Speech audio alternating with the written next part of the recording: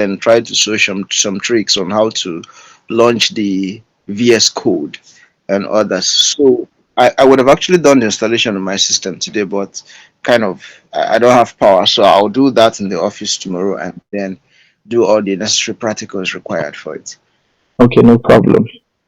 So um, I think we'll just go right. Do you have any questions from yesterday? No, no, I don't. Okay. Um, I think we'll just go right ahead and continue our conversations on. We're able to read on dictionaries. Uh, no, no, no, I was not able to read on that. I'm sorry Okay. about that. No, no problem. So we are just going to continue from dictionaries Okay. today. So we discussed set yesterday. We said it doesn't accept duplicate values. You cannot is not callable. You can't call them. Um, okay. The other thing about set is that they are not in an orderly fashion, and that's why you cannot call them. So I would repeat the process of having to say set.py, and so they are not subscriptable because they are not in an order. So when we talked about lists, we said the function of a list is in the order of positions: one, Yes. two, three, four, five, or in this case, Python will Seven, count from 0, 1, 2, 3, one, 4. two, three, four. So the set doesn't work that way, unfortunately. It's not in a particular order. I Okay. don't even know why this is a data type to work with. I don't know. I really do not understand the reason why um they They have that option. included it. Yeah, but I guess it Started can. recording, right? Sorry. You're recording, right? Yeah, I started recording. So today we are going to talking about dictionaries, Okay. and dictionaries are basically um like the way you store variables, but in a key value pair. So it has a key value pair. So they are in pair. And so it's basically the way you store variables. So you say A equal to, you assign it to something. So a dictionary basically works like that. But because it's also part of how you store data, it comes, you represent the dictionary in also a curly braces like a set, right? But you have a key and a value. For instance, you have a key called name and a value called um how is your first name spelled? Pronounced. I don't Anosi. Anas Anas CK, right? Yes. Ele. Where are you from? I'm from Imo State. So let's say state Imo. Then let's say, you mind if I ask how old are you? 31. Hmm, interesting. 31. So you can see that this is what they call a key value pair. You have a key which is name and you have a value called your name. You have a key called state, you have a value called emo, and you have a key called age and you have a value called 31. 31. You notice that the keys are text based, the value are um Integer. they are Different. different data types. You have integer, you have string. So Yes. copy this and there's a print, and I print the type of, just to check the data type, what class type does it belong to. I save it. um so if you want to run Python code in Windows, you can either call Python then the name of the file, or you say py then the name of the file. You Okay. understand? So either one is fine. Then if I run it, you can see that beneath it's showing me what it's of class Dictionary. dictionary. So this is dictionary data type. You understand? So Yes. This basically is the foundation of data in um, in most of the programming languages that you know, the Okay. dictionary data type. And so they use it in web development. In fact, there's what they call application programming interface. Basically, you use a dictionary they call JSON. They call it JSON file. Okay. JavaScript is it object notation? I've forgotten the full name. So JSON type. JSON. You see JSON file. So basically, it's like this. You get. If I want to store more data, I could store multiple data in this particular data. For instance, I could say, okay, so let's not go there. Now, if I want to get the value of um, of this particular name, Anasiki Kelechi, if I want to do that, I would say I'll call B, then I'll say in bracket, I would say name. And if I want to call emo, I would say B in bracket state. And if I want to call your age 31, I would say B in bracket age. And so by the time I do that and I run the code, and you can see I have an CK, um, you know, maybe if I want to make this much more interesting, I would say full name, and I'll put this in text. I'll say full name. I would say let's see, and let me do this. Oh, I also need to teach how, let's say, state of origin. That's what I want to say. I want to print. Um, I'll do this. So I told you you can use for text. You can use both single or double quotation is fine. Okay. Yeah, you get for text you can use single double quotation. Then let me save this and I'll print again. And you can see our full name and a Yeah. state of origin. Now, if I want to change the name of um this particular owner, what I can do is to say B, then I'll say a back square bracket, then name. I would say let me assign it to let me see. Uh, Let me use my name, and if I then do this same thing again, if I then do this same thing again, sorry, I've assigned it to a new name, and if I then print again, you can see that the full name now is now what Chico Liu. It's no more your name. Yeah. So if you want to change any value, you just call it by you assign the pair to something else. Does that make sense? Yes, yes. But why did we use the semicolon when you wrote full name instead of maybe full name then quotations and then B? Okay, so I was going to come there.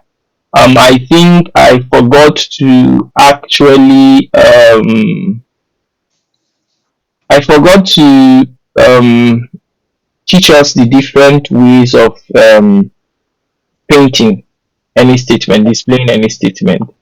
Okay. So I think I should do that before let me finish with this before I continue. I teach you how to do the different types of printing. If you want to do any print statement, there are different methods to it, but Oh, yes, just shortly. So if I want to change any value, I'll just call it by the name of the key, then I'll assign it to something else. Um, okay. I can also store multiple data inside my my dictionary. Dictionary. So I could say this time around C, I would say is, again, I'm too lazy, so I'm just gonna copy everything here. Um, I'll paste everything here. Now I could store multiple names here, and so this would just be, if I want to do that, I'll put it in a list. That's Okay. one interesting thing with this. So I'll put it in a list. I would say, okay, let's say I saw somebody's name Sweet Makeover in um Yeah, that's a friend of mine. oh, I invite. Yeah. interesting. She seemed to know what she's doing. Yeah. Um, sorry, She talk, talk, just you said. sorry. Yeah. Okay. She just actually took a course in data analytics, so I actually invited her over so that she can have a direct tutor at least, someone we can be accountable to. Oh, that's So, nice. yeah, that's So now that I have, so basically I have two names or two items that belong to name, two items that belong to state, and two items that belong to age. How then do I call one or the other? If I say print display for me C, then I'll say name. What do you think is going to show? It's going to show both names. Going yes, to show both names. But if I want to call one of these names, maybe the my bad. second name, remember that this is a list, right? Yes, So yeah, this will be item 0 and item 1, one. right? Yes, So if yeah, I want to call the second name, right, I will just inside, so this is the bracket name, I will now add another bracket, a square bracket, and I will now say 1. yeah, yes. Then I'll save it, and I'll print. And you can see then I am able to call this. So the same thing with this, you call the key, and because it's a list, you add another square bracket and call it They're um not position. by the position because it's a list. Does that make Yes, sense? So the yes, same thing if you are using a tuple, right? So the yeah. same thing, I can use a tuple here and it works just fine. Doesn't really, oh sorry, doesn't even matter. I can use a tuple here. If I run the code again, and you see I have the suite makeover, and that's because tuple has it can take duplicated value. It's subscriptable, meaning you can actually it's ordered. Yeah, so you Yeah. can actually call them by this by the position. Unfortunately, you cannot change them. So Okay. you have to know what you are using when you are using what kind of data structure to store your data. Does that make sense? Now, Yes, yes. let's say I will go back to using a list because it's more flexible like that. Let's say I have a new key I want to use here. A new key. So I'll say key let's say cars, and I'll say the cars would be a list of, let's say, a which one is okay, a Ferrari, and let's see, a You okay, Toyota. Fine. Then if I then want to print out um my C now, yeah. just look at what's going to happen. So I then have name, which is these two names, that is a list, state, this is these two states, that is a list, age, that is a list, and cars. So I've added new data to my To your dictionary list. yes, so I've added new data. So all I just need to do is just to call the key and add values to it. But hold on. Now you already gave a definition like a dictionary. You already stored data there in C initially, which Mm-hmm. did not involve caps, and then you printed the names only. Now you're now adding a list also to the initial dictionary you did, which Yeah. is cat. Mm-hmm. Uh, Okay, so which means if you want to add a list or an extra data in the dictionary, you just have to write with reference to the last one, which is C bracket cars, and then give the list you want to add, right? Leave the items I want to add. Yes. Okay, okay, okay. So let's say I wanted to add new information to names already. What do I Mhm. do? What do I C do? C equals name, C open bracket bracket names, name, mm-hmm, then equal to, equal to then open bracket again. open bracket again. You now add the names you want to add now. Okay, so let me see names. Let's see this. Then I'll see another name. Okay. Let's say these are just two names. Yeah. Let me print C again. What do you think is going to happen? It's not going to work the way you think you were thinking in your. You see that it has replaced the name with something else.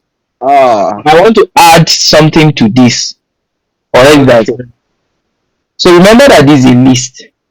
Yeah. So what I can do is to say dot append. Ah, okay. Okay. And I would say let's say names, right? Yeah. I hope I get this correctly. So you can see my names here. Yeah, yeah, yes, yes, yes, So yes. remember, because this is a list, Hmm. I remember that the list takes append if you want to add new data to the end, right? Yes, yes. So you can adjust append. You call the key, then you say dot append because it's a list. Does that make Okay. sense? Yes. But how is it possible that you can recall all these things? Because that is one of the issues I've had with both SQL and Python. Most times I tend to go to AI to help me get this. So it's years of practice. I have like I told you the last time I opened a Python code was like a month or there about 2 months ago. It's just years of practice, and anytime I start, I will just get to remind myself. And again, you could use AI, even though I would advise you to not be too dependent on it, so that you'll be able to memorize a lot of. I wouldn't say memorize, but put to memory a lot of code you get. But So I think getting used to these codes is like maybe you're working on them consistently. yeah, You get so without having a job or something that you do with this, it becomes difficult because I was listening to what you told the other lady that a tools that you learn that you're not using is not useful to you. exactly. Yeah, So and I'm kind of like, how would I get these things done? Since okay, when I finished my data analytics initial, I did Power BI and stuff, applied for jobs, and most of the companies want you to just be perfect in the whole thing.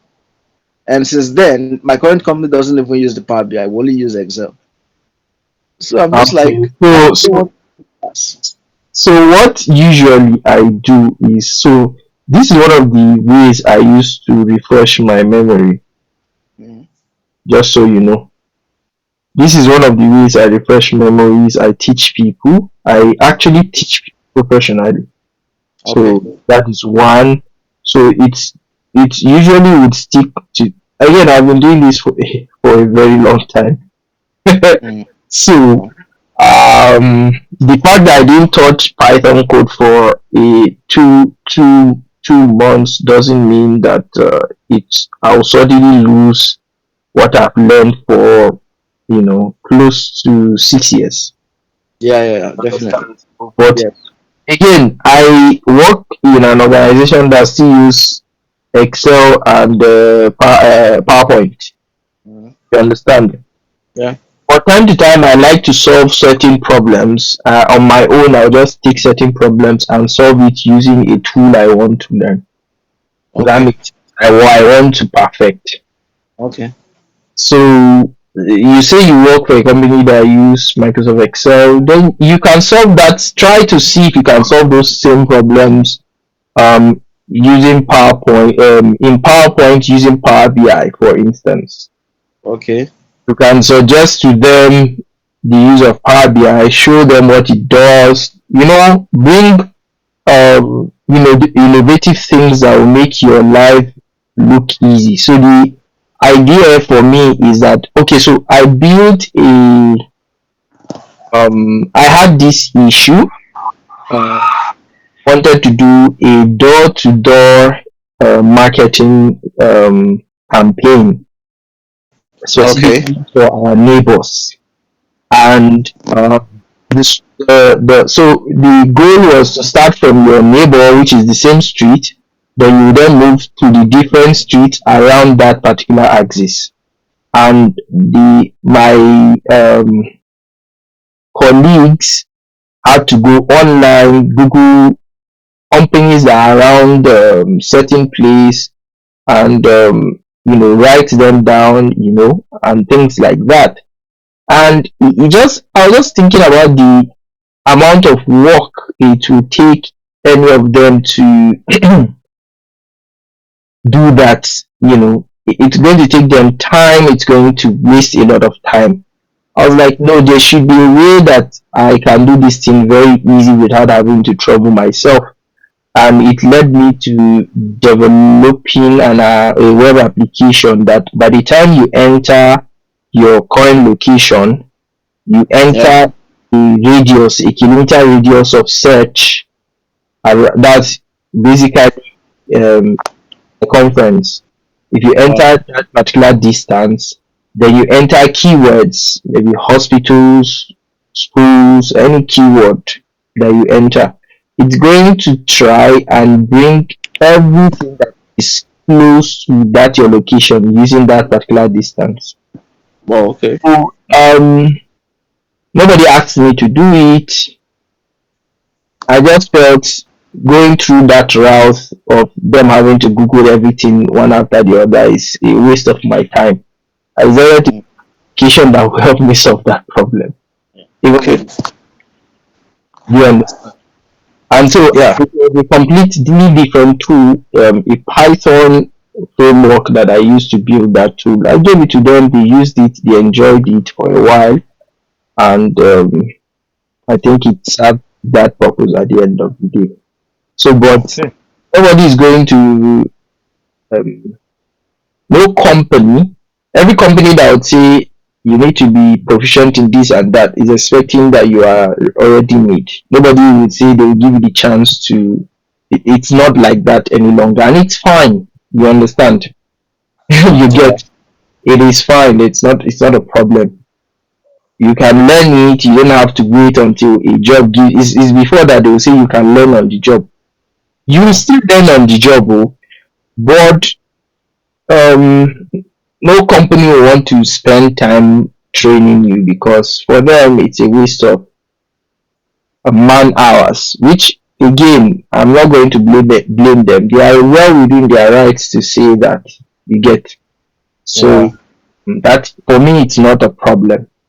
In terms of trying to learn these things, you have to just look for a problem to solve using a tool you want to learn. That's the only way to stick.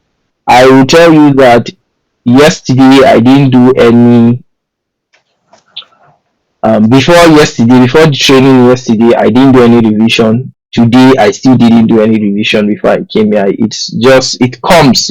By the time I Wow. start doing it, it just comes, and that's because you are doing something today, tomorrow you stick. It's just like driving, right? You don't forget. Yeah. Yes. And it's not like you can sit down if you ask me any of these questions, so I might forget. But once I start putting them into practice, it's just muscle memory. Okay. That is what I'm saying. So I don't know if that makes sense. Yeah. Yeah. It does. It does. Okay, so um what do I want to say? Okay. I want to print the names that you've. Okay, we'll come Yeah, back there. I've already done that. So Okay. because they are list, you can actually use list them. You Okay. understand? You can use the Yeah. properties of list to add new information, Mm. right? Unlike Yeah. what it said here, it will just be a replacement based on what you told me to do. Yes. Yes. Based on what I said then. So you use properties. So if I want to do a pop, for instance, pop is to delete. Yes. To delete. I Yes. can, let's say, if I say C, then I'll call the name of my key and I'll say dot pop. And of course, it's going to talk about the position. I'll say zero, which is maybe your name I want to remove. And I'll Okay. just hit gain and save it. I'll run the Python file, and you can see that I've already removed your name there already. Yeah. Yeah. That's help of a list. Makes sense. Yes, it does. So you can see that for a dictionary, we can say it is mutable. It means you can change it. You can once you have created, you can change, you can update, and you can what delete. Okay. Right? Yes. So update in the sense that if I say I want C, then I'll say name, and what will I say? I would say my new dictionary has names, right? I want to say this the names is in the position one. So if I say one, I would assign it something. We have a new person, Mariam. Mariam was around. Mariam was the one that set the pace for the timing, and we didn't see her yesterday. Yes, we did not see her yesterday, and she didn't send us any message. I'm sorry, I have flat battery. No problem. Good afternoon. Good afternoon. How is everything? Fine. So you can see that by the time I call out the position of names and I just change it to Mariam Adebayo. Um, It has reflected. there are other things I could actually do to this. So I made a mistake of saying Mariam Adebayo, right? And it printed instead of a proper casing, it printed a lower casing. Let's say I want to correct it, I would say C names. Um, there's a property called capitalize. Capitalize is a method, and so it's going to capitalize. Um, All the names in the list. oh, it doesn't even take that. That's interesting. So I think if I say one and dot capitalize, let's see what's going to happen. Oh, hmm. It said it. Nothing. Yeah. A capitalize is a method. I think it's upper. Yeah, let me see. No, I think it's upper. Uppercase. Let me see the upper case. Upper case. Yeah. Uh, okay, it's not a method that belongs to that. But if I remember, I think I would let you know. But you could Okay. just easily change this to A, And and then that. I think there's a way you can actually correct it using a method. So we said you can actually, so it is um, s- subscriptable. I think it's subscriptable, meaning You can change. can it's in a particular order and you can actually call them. So it is callable. Right. It is callable. What else? What else? It can take duplicate. No, it cannot take duplicate. The key value pair cannot take duplicate. So it doesn't accept duplicate. Accept duplicate. So you cannot say name, then you will say name again. So I don't know if that makes sense. So I cannot use two of these in the same place. It doesn't make Now sense. look at the type of bracket you used for creating the dictionary. Yes, So this is the specific type of bracket we are supposed to use when creating a dictionary, right? yes. The bracket is the same thing as that of a list, a set. Okay, yes, yes, yes. But the difference is that a set will take an item, a dictionary will take a key value pair. Okay. Make sense? So this is set. It will take items. These are all items, but for dictionaries, it will take key value pair. So basically, this is the key, this is the values, this is the key, Yes, these are the values. Does that make sense? yes. So I wanted to talk about print statements. So print. Please just read on that. So there are different ways you can actually print.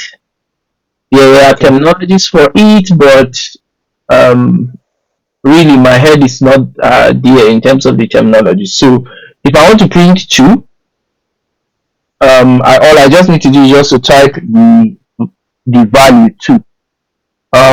If I want to print two with a text, I want to combine a text and the digit two or the value two or the integer in this case. So if I want to print two together with this, I want to say, let's say two is the I want to say 2 naira, but I want to use the value 2. All I need to do is just to say 2 comma, then I will just say I'll put the naira in string, right? And I'll save it. I run this code, the print. Sorry about that. You can see it's showing me 2 naira. So this is a way to do combination. Now if I say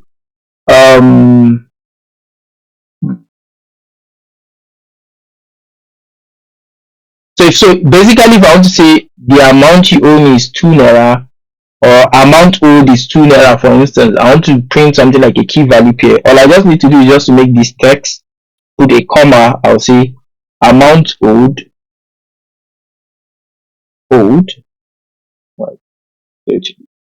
right? Then let's say I'm just going to put an N here and I am going to delete this 2 naira. Save it. I would run the print and you can see something like this. Or I could just say yeah, so something like this. Now why is this important? Why? If I have a variable, that changes and I say variable is 6, I want to say amount owed is 6 naira. All I just need to put inside these 2 here is A. Does that make sense? And by the time I print it, you can see it's 6. Does that make sense? Yes. Yeah, So that's why yeah, I'm referring to this variable here. So that's why it is quite interesting. Now there's another method that you can use. It's called the F. Using the F, I think it's F statement they call it. Now what I would just do is say print. I would say F.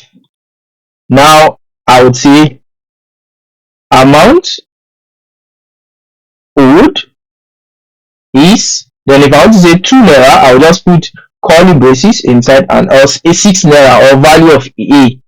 I will just put A and save it. Now if I run this, you can see that amount owed is 6 naira. Does that make sense? Or if I say I could do the same thing. print, and you can see it printed almost the same thing with the exception of this space here. Does that make sense? There is another print method. It's called okay, sorry. This print method is I think it's the format print method. There's also the one you use format. So I would say print. I would say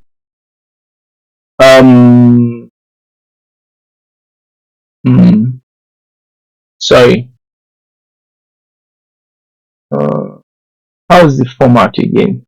I think it's dot format. Yep, dot format. So I would say amount code is, then I'll say dot format, then I'll just put A here, and I can format A to whatever it is I want to format it to. And you can see, okay, oh sorry, I'm supposed to put an empty curly braces here and just say A. So you can see the amount owed is 6. If I will just put an N here. Sir, please let me log out and log in again. My speaker is not loud enough. Oh, please do that. I'll just hold on. Okay. Coding. So you can actually use this method to actually do printing as well. You put the F string, then you put curly braces and add what you want to add in it. You can use the format method, and you can use the comma if you want, depending on, I think there are different methods to printing, and anyone is fine, right? Okay, so in there are ways you can actually accept new informations in Python native programming, right? It's called the use of input.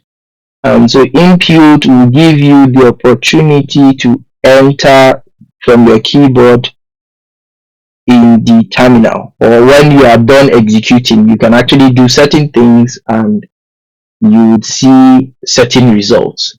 And so it's not like it's a way for you to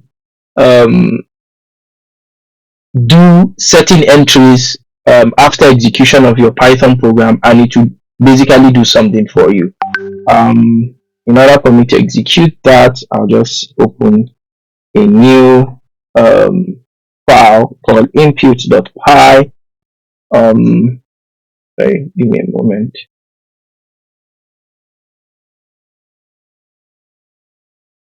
Okay, so now for me to use the input, I can just say print.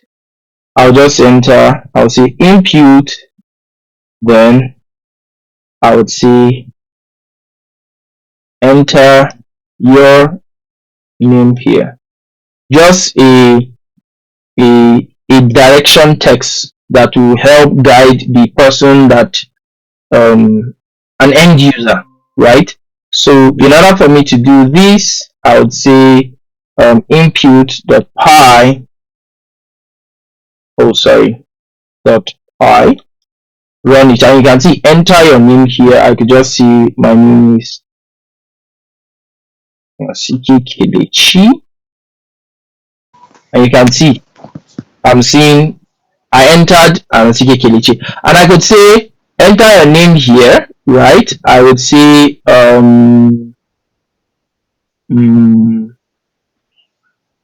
what can I say?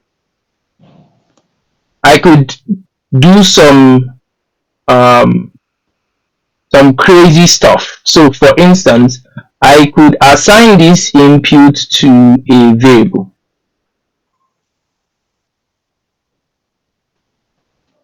I would say a variable called, let's say Mariam is this input, and this input is going to take your name. So if I want to do a display, I'll say print print I'll use the F string. No, I'll use the hi Um, welcome to Python programming, then Python programming, then I'll see Mariam. Right.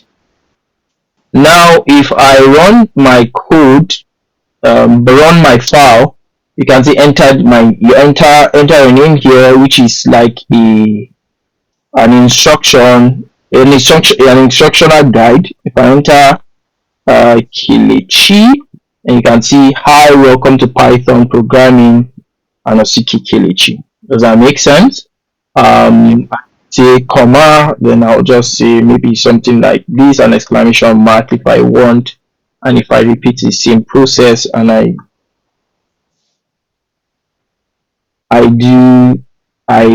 enter, you can see it has changed. Now the input in its default is text. I don't know if you get in the input in the default is text or a string. How do I know? I could say print, I'll say type, right? And I'll say Mariam. I'm going to save. I would run. I would say Anosiki Kelechi. And you can see is a type called string. Now, if I repeat the same process and I put 2, it's still a type called string. Does that make sense? So, in order for me to make it something else, I have to guide what the input should look like. So, for instance, I could say input, then I'm going to convert this input that is from the class called string. By default, I'll convert it to integer. By doing int, then I'll encapsulate it and I'll put the input. Now, once I run my code now, if I put any other thing, let's say Mariam Adebayo, it's going to run into a problem. Why? It's telling me that when I set this to integer, it can only accept integer and it's not going to accept any other thing but integer. Okay. Yeah. So, if I want to convert it to decimal, I'll just say float and I would run it. And if I put 2, it will most likely accept 2.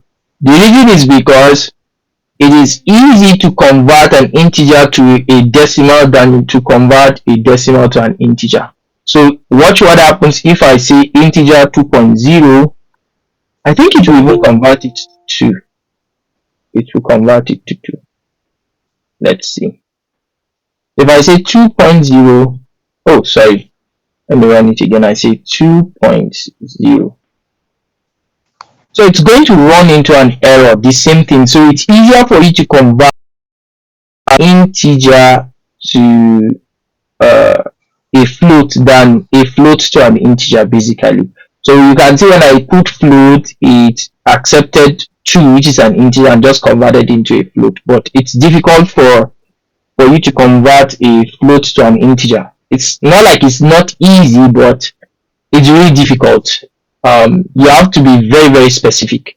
And so this is a way to guide the input. So the default data type for input are string. So if you want to then control what your string will look like, you have to be specific, or you want an integer.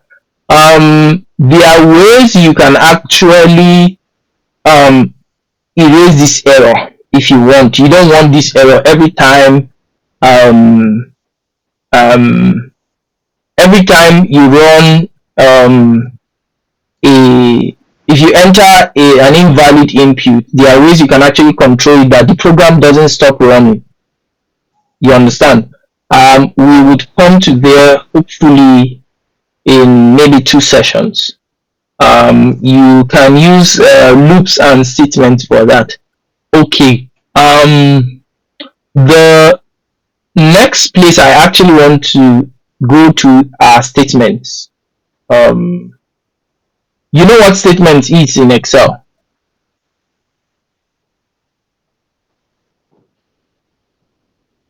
So that was a question. Ah, Statements. Yeah. statement you mean true or false, which is Boolean.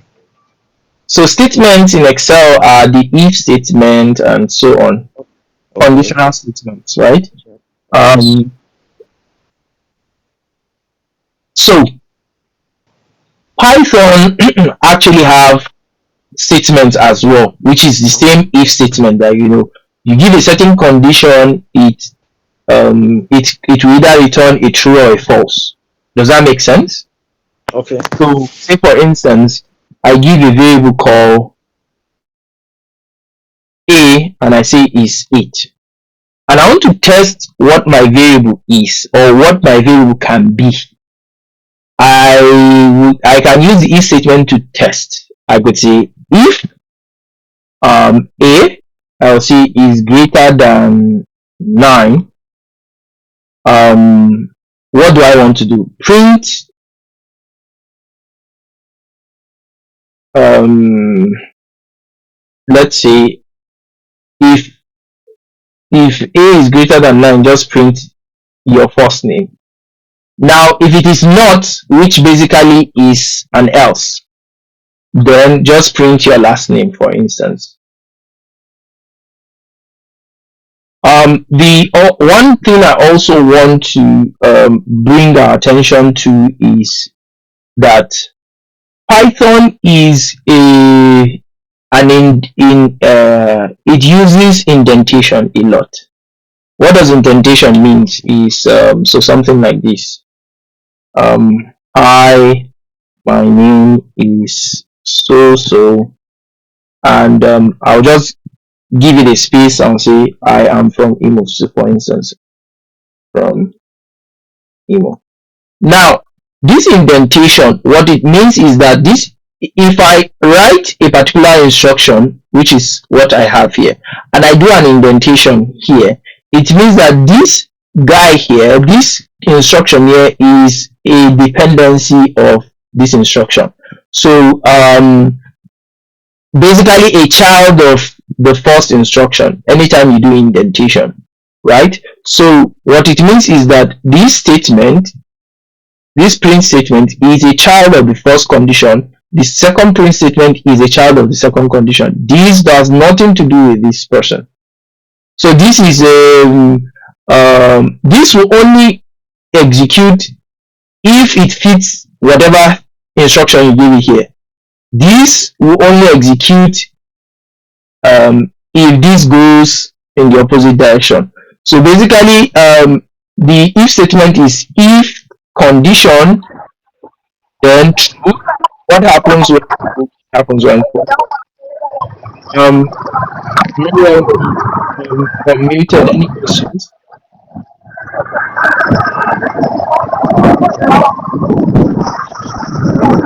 on the road? So the if condition is basically your if, your condition, then do something if true, if if this meets the condition, do something if true, then you have the else, then do something if false. The same thing with your Excel if statement. It works the same way. It's just that because there are two different languages, they operate in two different, you implement them differently. So if we understand this concept, then I can then do a print. So but what is most likely going to happen? What is most likely going to happen is that a is not greater than 9, right? A is actually less than 9, and so basically it's going to print the second statement, which is Kelechi.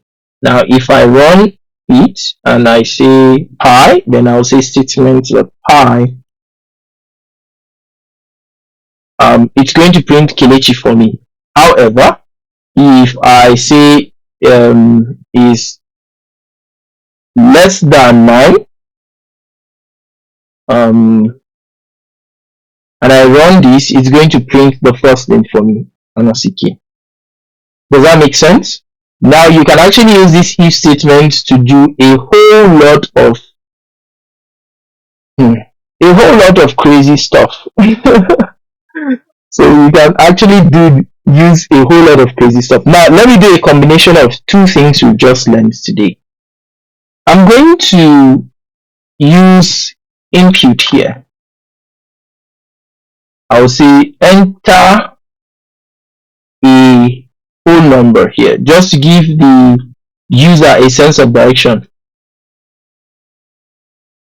Now I'll use another variable. I'll say this is B. Then I would say if A is less than B, print what do I print? If A is less than B, print A. If A is greater than B, I'll say, okay, let me use this kind of print, this F. I'll say B is greater than, I'll say A. And basically I'll use the F print. I would say B is less than A. Now you can see that I've combined the input together with a different kind of print statement, and I've added it to my if condition. And now I'm going to run it. So enter a whole number here. I would say 20. Enter another, I'm supposed to be more, yeah. So I'm supposed to be more, I would say enter another whole number here. Or second. Right. The second. Let's say first whole number, second whole number. Just so that it should be more user friendly. Enter first whole number, I would say 20. Enter second whole number, I would say 50. Now what is going to happen? Now if 20 is less than 50, it's going to print B is less than A. So basically it's going to print 20 is less than 50. But if it is greater than, it's going to print the else. So watch what happens. You can see that it's saying 50 is less than 20. Is that true? Nope, it is not. But because I made it open, I could enter any value. I'm supposed to say if A is less than B, I would say A is less than B, right? This should be the correct thing. If A is greater than A is greater than B, it will say A is greater than B, right? Or B is greater than A. And I'll run it again, and I'll say 20. I would say 50, and you can see 20 is less than 50. If I run it again, I will say 50, and it's still going to print something. Yeah, 20 is greater than 50. Nope, it's actually 50 greater than 20. So, if I run it again, I'll test it. Let's see 49, and you can see 50 is greater than 49, which is true. So you can actually do a mix of combination, and using the if statement, you use input, you do data type conversion, which is what we did here. So, and we also use the print statement. So we've combined 4 different things we've learned into one thing. In the if statement, there's also a multiple conditions to it as well. Remember your if statement in Excel, it has multiple if statements, right? That's the ifs. Is that not? Yes, yes. Well, so you can actually do the same thing for this if statement. How do I do that? What happens if I run what happens? I run this thing and I say 50. I say, oh, sorry. I said I enter 50. I enter another 50. What is going to happen? Mhm. It will say 50 is greater than 50. Meanwhile, that is not true. Is that not? Now Yeah, it's because it's equal. it's equal. So I could add another condition to this, that okay, if something is not true, if something can either be true or false. But what if it is not true or false, basically? So I can add a third, an extra statement using an else if statement. So basically, if else, what happens? So it is elif.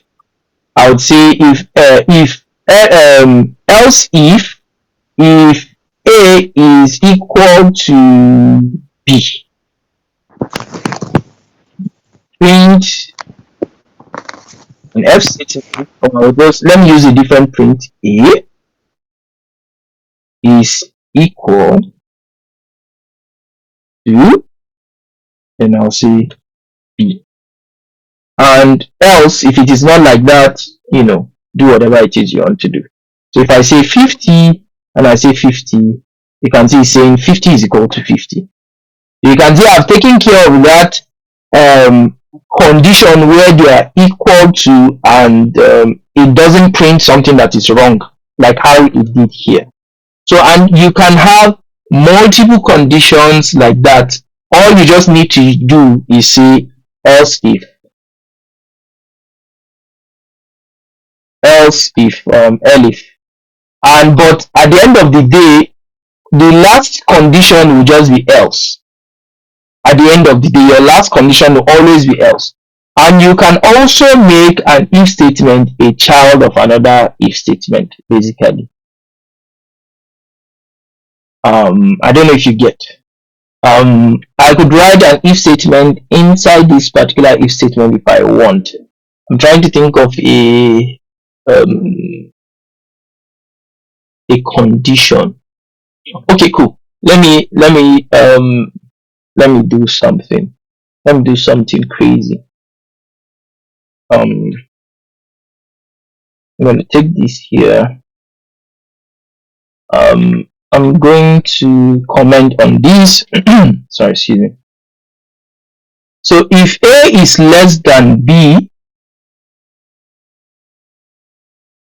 let me see. I'm trying to look for a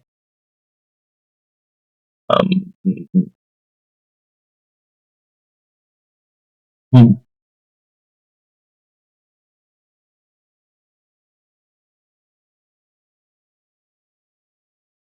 Okay, fine. What scenario? I cannot remember of a good scenario to use here. In my head, but I don't think it is relevant to this conversation. I don't want it to confuse. I think I should not talk about it, at least for now.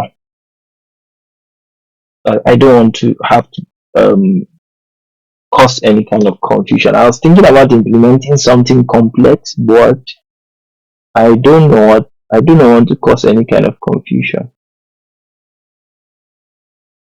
Okay, let me say I'm going to comment on this. I'll say if A is greater than, let's say, 20, I can then do an if statement again. So if A is greater than 20, if A is less than 40, then I can say A is less than 40. Right. I could also use another print statement outside this first if a is not greater than if a is not greater than 20,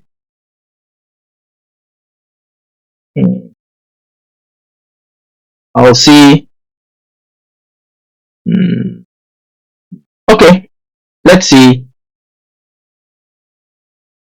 Let me see. I would say is greater than 20. If a is let's see. Okay, let me just delete this.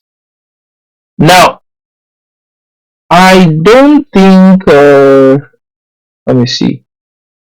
If a is equal to 20, then print a is equal to 20. I could say comma 20. But if a is less, then I can say a is less than 20.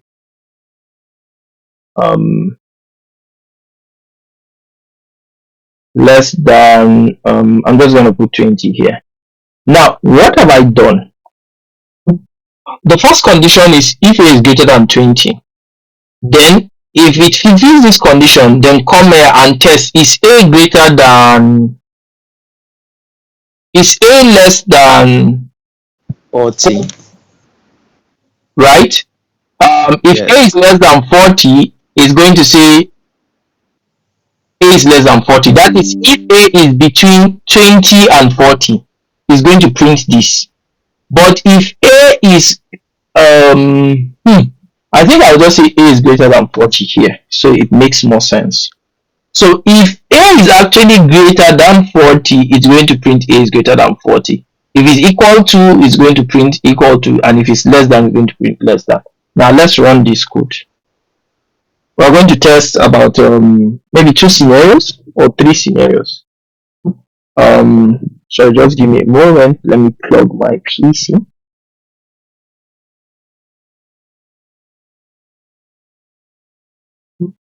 Apparently, power is a problem across the country, right? In most places.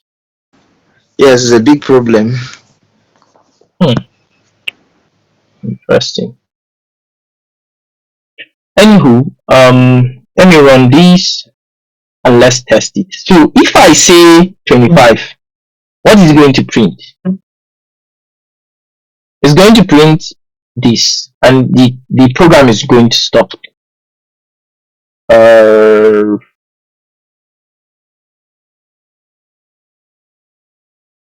Okay, so it's saying that okay, this is not the is a is greater than 25 is greater than 40.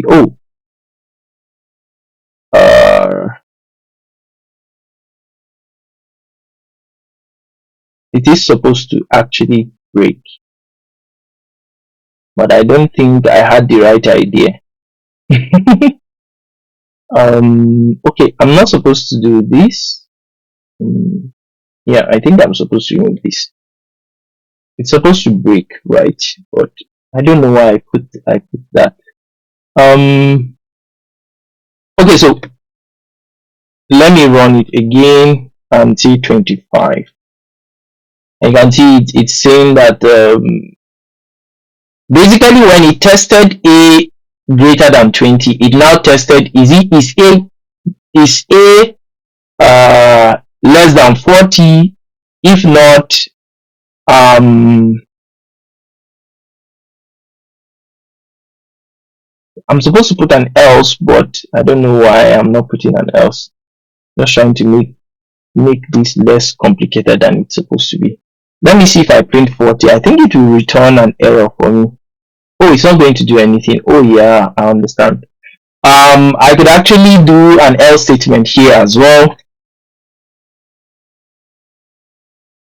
I will do a print. A is greater than 40. And let me run it again. If I put 41, it will say 41 is greater than 40, but if I run it and I put 21, it will say 21 is less than 40. If I say 20 is going to print this particular line 24, and if I say 19, it's going to print this guy here. 19 is less than 20, which is it will skip all of these because it does. So it's going to skip this condition because it doesn't fit it, and it's going to go to the next. Because 19 is actually not equal to 20, it will now go to the else. So if it is not this, then this. If it is not this, so if it is not greater than is equal to, if it's not equal to this, less. And if it is greater than 20, test it if it is less than 40. If it's less than 40, print this guy. If it is greater than 40, or if it is not less than 40, then print this guy. And we can actually do an else if again here, if we want to. If a is equal to 40, then I'm just going to do this. I'll do this and just use an else if I want to. And then I've taken care of this. I'll just say here to just be equal to 40. That is if it is equal to 40 if we want. And then if I run my code again, if I say 41 is going to say 41 is greater than 40. If I say 40, it will say 40 is equal to 40. If I say let's see 39, it's going to say 39 is less than 40. But if I then go to the 20s and I say 20 is going to skip to this particular guy here and it will run that particular code. 20 is equal to 20. If I say 19, it's going to skip this first condition. It's going to skip this first condition. It's not even going to check anything that has to do with it because it doesn't even fit it in the first place. It moves here. Does it fit this condition? No, it doesn't. Then it just goes to the else. It will leave all of this guy, all of these conditions here, and it moves to the last else. So it doesn't fit equal to, it doesn't fit greater than, it doesn't even bother running this code under it. This code only runs if a is greater than 20. So basically any questions?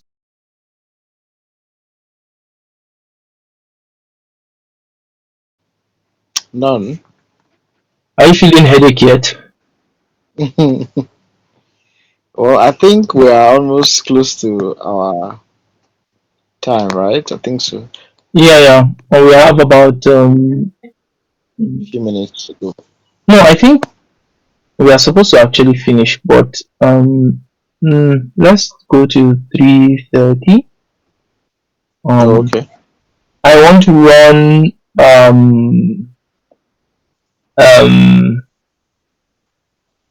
I want to do the loops as well. There are two types of loops. We have the while and for loop, but the most popular one are the for loops. And what do you use for loops to do? You use them to do what they call iteration.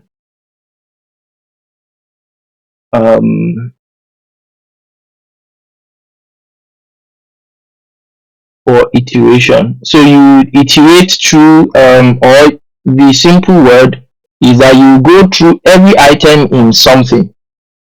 So like if you have like say for instance a list, you can iterate through a list and get certain things from that particular list. For loops, what do we use for loop for? So basically for loops are used to go through every item in a particular list or every key in a dictionary or every member of a particular stored data. What it does is it's just going to go through everything and it will return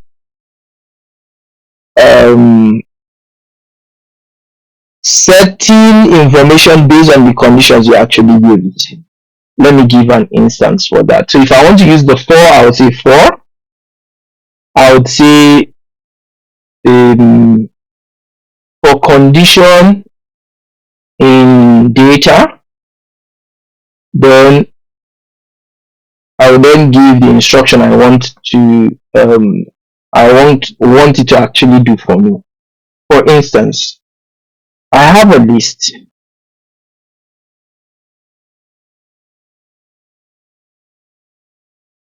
I have a list called let's see, 1 2 3 4 5 6 7 8 9 10, right? What my for loop is going to do is going to, if I want to print every item in this particular list individually, right? What I can do is to iterate through them using a for loop and printing them out. How do I do that? I would say for.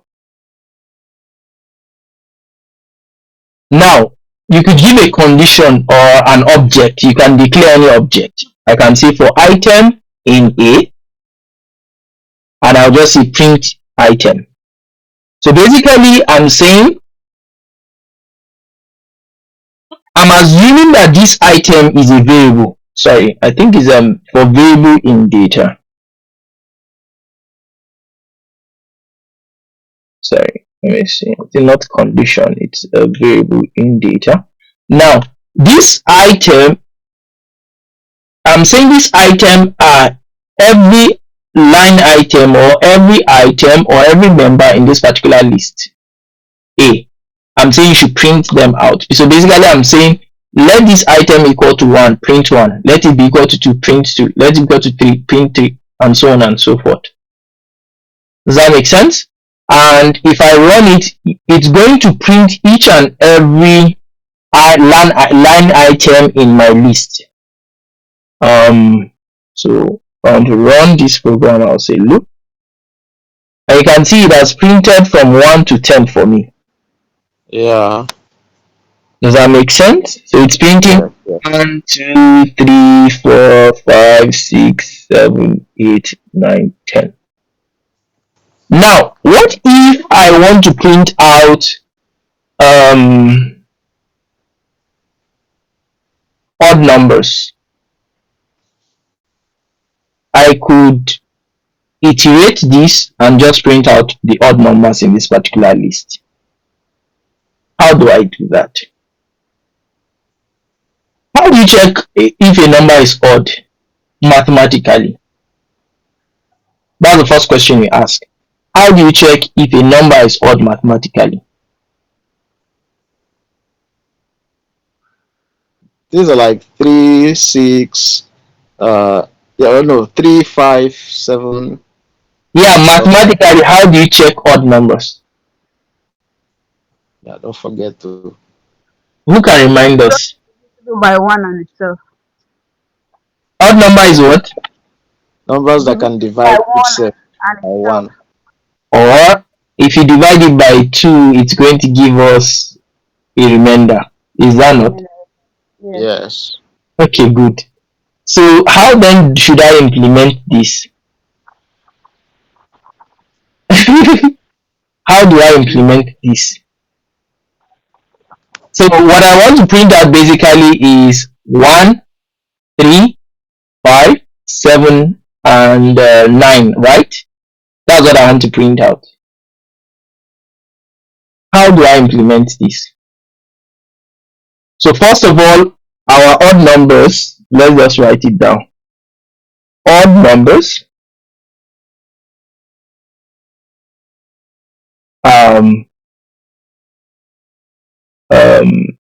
odd numbers divided by 2 will give us a remainder. How do I implement this?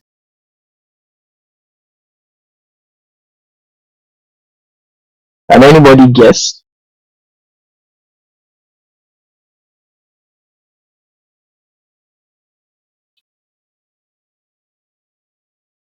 Who can guess?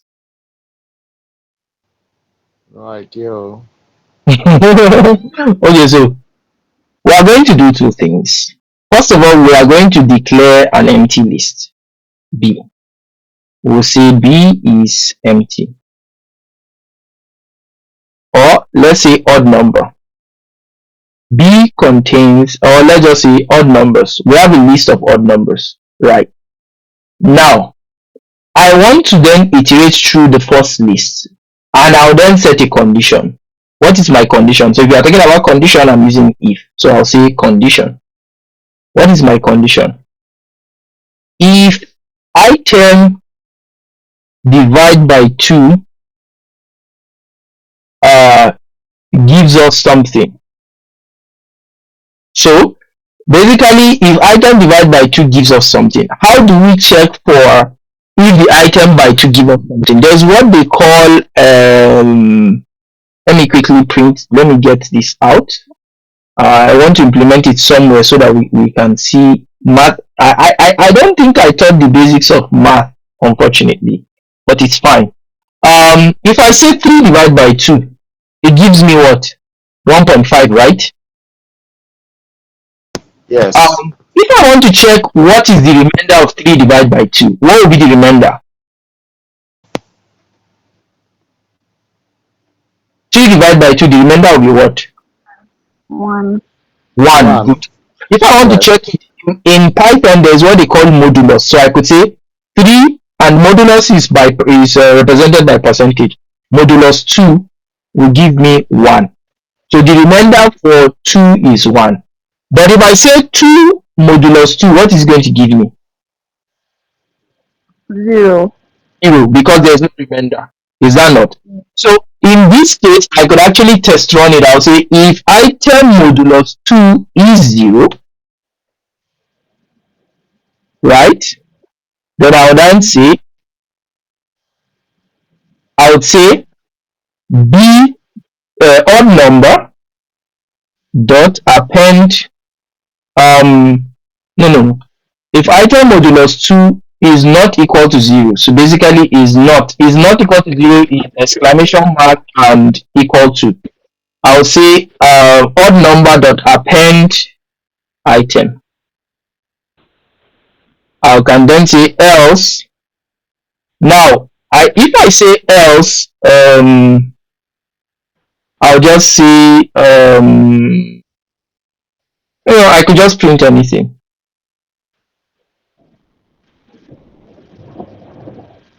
I could print anything rather. And when I'm done, I could just say print odd numbers when I'm done. So basically I'm saying that this, for using the for loop to iterate everything to check. So what it does is it will take the first item. Is it divisible by 2? If not, add it to new list, which is the odd number, which is the append. So you can see that we use I think I don't know if any of you guys watched the video yesterday, but Mr. Kelechi, we used the append for list yesterday. Is that not? Yes. We've done the if statement just recently, and we've told us the foundational understanding of for loops, right? We've done the if else and so on. And when then done with so I'm saying that if anything divisible by 2 is not equal to 0, then add it to this my new list. At the end of the day, just print this new list. And when I'm done, I'm going to run this loop, and you can see I don't know why it's printing anything. I'm actually not supposed to use this else actually. I'll just save it, and so you can see it has already printed my odd numbers. So if I also want to say odd numbers then even numbers, so let's say I would say even numbers. So I want to separate from my list odd numbers and even numbers. So I'll just say um, elif else if item modulus 2 is equal to 0. I'll then use this append, but in this case I would use even number. I would say let's say even number. Then if I then want to print this, I'll just say I can just say odd numbers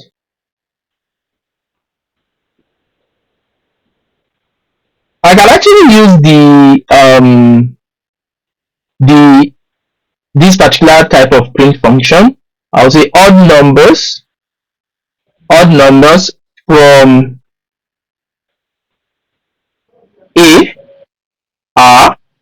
I don't think I'll just remove this. I'll say are, then I'll say odd numbers.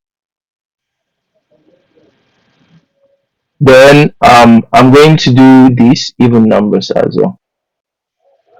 And I'll say even numbers from A are even numbers. I'm going to run it. Okay, so you can see that the odd numbers from this list is 1, 3, 5, 7, 9. The even numbers from these are what? 2, 4, 6, 8, 10. Does that make sense?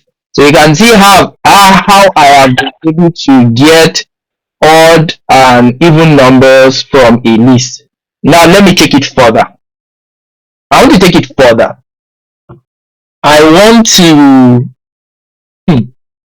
let me let me push this further. I would say B. I would say input. Remember our input. Now I want to take it further. Enter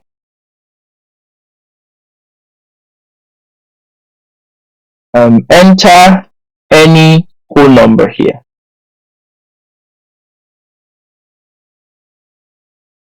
What do I want to do? I want to enter any whole number, right? And I want to get the numbers from 1 to that whatever number I enter, right? And I want to get all the odd numbers and even numbers from that number. What do I do? I'll say for item now. If I want to get numbers, if I want to put a particular number here, but I want to get the numbers from 1 or from 0 to that particular number, there is a particular method I can use. I'll say range, and what that does is the range is going to carry my start, my stop, and the steps. So where do I want to start from? I want to start from 1. Where do I want to stop? I want to stop at B. Then by how many steps? So from 1 to B, how many steps? I want to take 1 step at a time. Oh, it's almost time. It's going to end now. I think I'm just going to send a link just for 5 minutes, just so we can implement this, and I think we'll be done. Let me try and create that link immediately, and so we can join.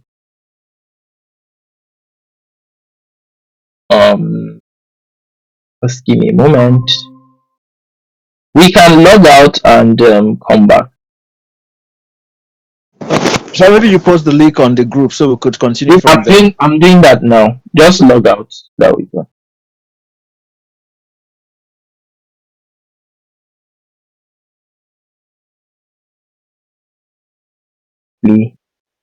So I'm saying that the range, it takes 3 different attributes. It takes a start, a stop, where you want to start, where you want to stop, and the steps, like how many steps. So basically the steps, you want to step it by 1, so it will be, so if I put 50 here, it will be 1, 2, 3, 4, 5, 6 to 50. That's if the steps is 1. If I say step by two, it will start from 1, 3, 5, 7, 9, like that, odd numbers, if I wanted to. But unfortunately, the range is going to start from whatever the start number is to whatever the stop number is minus 1. Let me show you what that is quickly. Let me do range before we come and implement this. Let me do a equal to range, let me see, 1, 10, then step of 2. I don't know if this is going to work, but let me see. I don't think this is going to work, but I'm curious myself. Oh,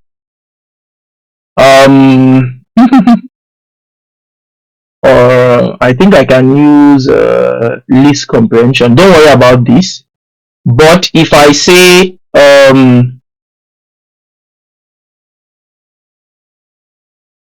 cool. If I use a for loop to say for I in or for item in range 1 to basically if I say for item or for, you can use anything, any variable here, please. I'll say print item. Okay, print this item. I'm going to save it and I'll run it. And you can see it's going to print 1, 2, 5, 5, 7, 9. So unfortunately, it doesn't print the last number. And so every time I want to print the last number, I will just put 11. And it's basically, let's see, it's still not going to print the last number because I'm saying a step of 2. So it's from 1, it will go to the next, so plus 2, it will be 3, plus 2, 5, plus 2, 7, plus 2, 9, and plus 2, it will not print 11 because 11 is supposed to print 11, but 11 is the last number. It will print a number less than 11. Now if I put step of 1 and I save it and I print, it's going to say 1, 2, 3, 4, 5, 6, 7, 8, 9, 10. It doesn't print the last number. It will always remove the last number. Now I was trying to show you what the last number is. So if you want to include the last number, all you just need to do is just to say plus 1. Does that make sense? So we know what the step is. So the step by default is 1. We don't necessarily need to put the step. And where do you want to start from? We want to start from the number 1. Now, if item is, so basically now that I've done this, I can then run it. And what am I going to get? I'm going to get an input of any number I enter. I would say print all the, so basically what I'm trying to do is to print all the number from 1 to whatever number I enter here, all the odd numbers, all the even numbers. So I'll just say print 1 to 20. So it will say, okay, sorry about that. What am I doing? Oh, so it's saying, sorry, this is supposed to be B. So I'll say odd numbers from 1 to so this I'm supposed to change it from 1 to and save it. So if I run it again, enter whole number, I say 20, it will say the odd numbers from 1 to 20 are 1, 3, 5, 7, 9, 11, 13, 15, 17, 19. The even numbers from 1 to 20 are 2, 4, 6, 8, 10, 12, and so on so till 20. Does this give us like an insight on how we can actually use Python programming to get odd and even numbers and some other numbers, some other problem solving solutions. So basically this is just to get odd and even numbers. You can get prime numbers depending on if you know how to get mathematical what prime numbers are. What are prime numbers again?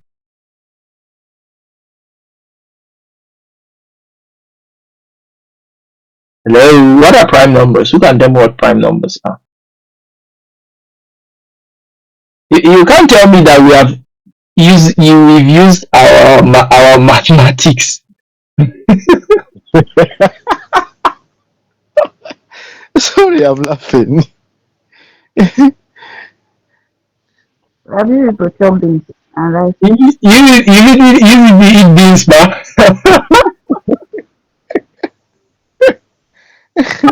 I think prime numbers are numbers that are sorry. I said the definition I gave before is actually for prime That's numbers. the They are prime not number. Yes, they are divisible by one by and itself. and themselves, yeah. So you can actually. So maybe what I can then do is to test for when you enter a number, then you just get all the prime numbers there. I think will be a way to test what we've learned so far. So just test for prime numbers if you enter any number between one and that number, get the prime numbers. But you have to know how to represent how to get this in using math. I don't know if that makes sense. Mm. Yeah, it does. If you want, I'll advise you to test run it using you don't need to use AI. You can say what are prime numbers, it will give you prime numbers. You can test it. How do you test? So you can use AI if you want to. So how can you test for prime numbers mathematically?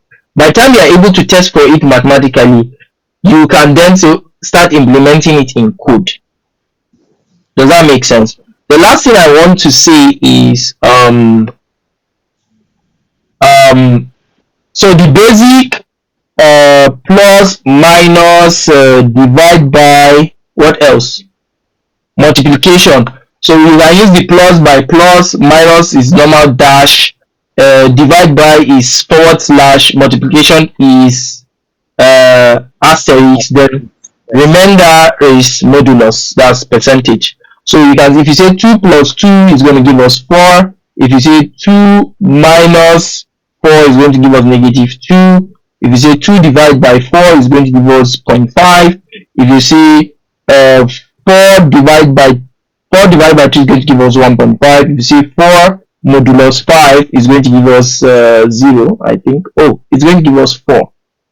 4 is not divisible by 5. Let's see. Is 4 divided by 5 is what? Oh, 0.8. Okay. Oh yeah. So 0.8. So it's actually 4 because so if you want to say 4 divided by 5, it's not possible. You say 0 point, then you now add 0. So 40 divided by 5 is actually 8. Right. So the modulus for 4 divided by 5. So the modulus for 5 divided by 4 is what? 1. Because it's going to go in 2 places, the remainder 1. Remember that our long division. Or well, we I have will start seen. one question, Sha. Okay, cool. When So there is 4 on top, and then start yeah, writing the rest. yeah. So we also can do certain things like binary and things like that. I don't know if that makes sense. Hmm. You know what binaries are? You can convert. These are our normal numbers we are using. Whole numbers are in base 10, right? So binaries are numbers in base 2. So we can actually use Python programming to check for do binary conversion from base 10. We are going to do that hopefully in the next session, or you can try it if you want to. But for now, I think we should work on prime numbers. So we are going to use a whole lot of math, and the idea is to use Python programming to do some of these brain work, in very interesting brain work.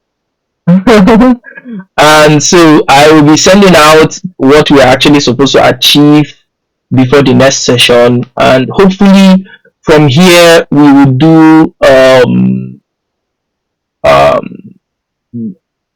list comprehension, then we'll go to functions and classes, inheritance. We also do polymorphism, I think. Then we would go to most likely Python for data analytics. Then, if there is time, we would do web development. It's a whole lot of um, it is a whole lot, but I think we should be able to do that, and hopefully we will be conversant enough with Python to do a lot of implementation for whatever it is we want to do.